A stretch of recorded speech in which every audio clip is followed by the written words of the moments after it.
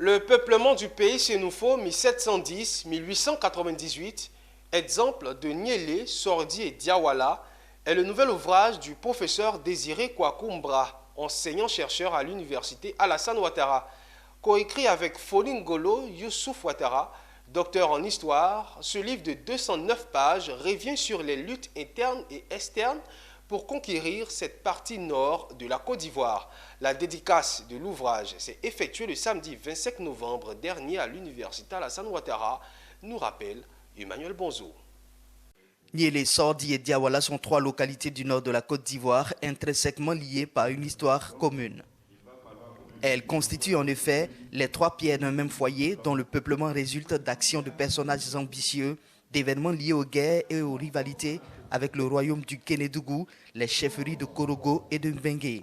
C'est donc cette histoire faite de traditions, de mythes et de rancœurs que le professeur Désiré Kwakumbra, enseignant-chercheur à l'université Alassane Ouattara de Bouaké, a consigné dans son nouvel ouvrage intitulé « Le peuplement du pays Sénoufo 1710-1898, exemple de Niélé, Sordi et Diawala ». Tout ce que nous voyons aujourd'hui là s'inscrit dans un passé. Et ce passé-là est marqué par des migrations, par des guerres qui ont obligé les uns les autres, par exemple, à se déplacer, créant d'autres localités, les abandonnant par la suite, et enfin, créer des localités que nous connaissons aujourd'hui, telles que Niélé, Sordi et Diawala. Pour dire qu'il n'y a pas de hasard. Tout ce qui est fait par les premiers habitants de nos localités obéit à une logique historique, politique, économique et voire même militaire.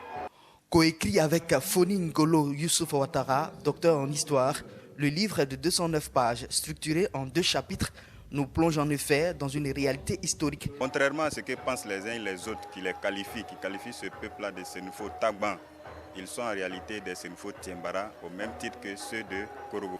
L'histoire du peuplement des Sénoufo au niveau de Niélé, Diawala et autres, je pense que ça retrace l'histoire même de la Côte d'Ivoire et ça rentre véritablement dans la politique de la gouvernance de la Côte d'Ivoire aujourd'hui qui parle de réconciliation. C'est donc une œuvre de grande étude que les auteurs mettent à la disposition du public pour contribuer à l'enrichissement de l'histoire du peuplement du nord de la Côte d'Ivoire.